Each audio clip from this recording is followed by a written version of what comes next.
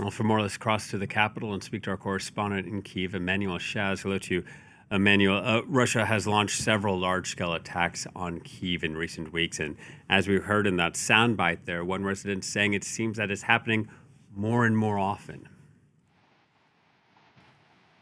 Indeed, more and more often, and also there's an awareness here in the population that Ukraine at the moment suffers from a shortage of intercepting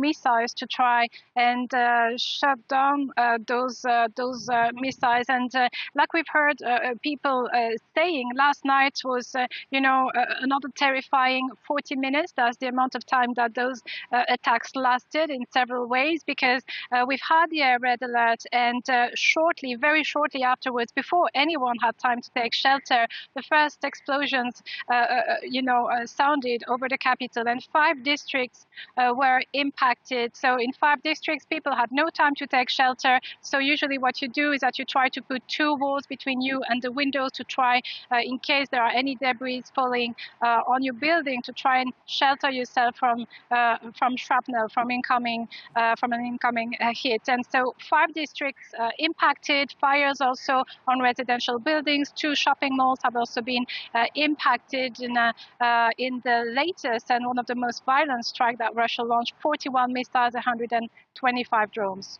And Emmanuelle, as this war continues to rage, protests are being held across Ukraine. Saturday was the 3rd consecutive day. Demonstrators are still angry after the removal of the popular defense minister earlier this week.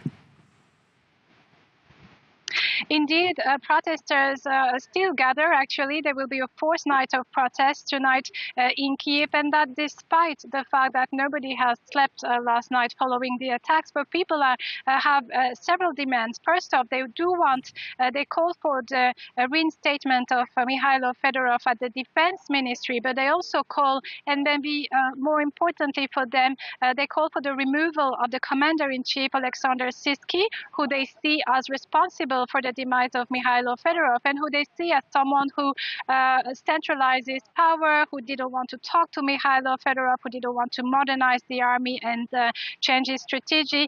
Maybe more eloquently, we might hear what Anton, a Ukrainian soldier, veteran, who has been amputated from one leg, who has lost also 2 arms and 1 eye in a combat mission, has to say. He was present yesterday at the protest, and he shared his view with me. I am here, first of all, because I'm no longer on active duty, and I'm no longer carrying out combat missions. As you can see, I've already been wounded, and I'm no longer an active duty soldier.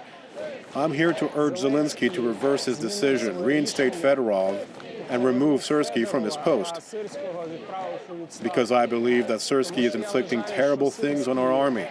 Things that, in reality, only the Russians could do.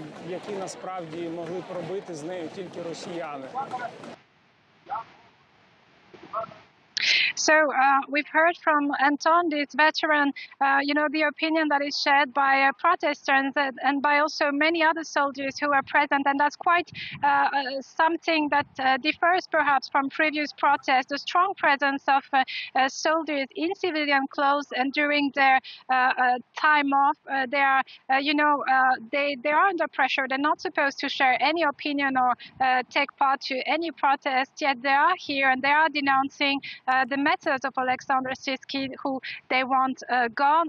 For his part, Volodymyr Zelensky said that he has heard the population.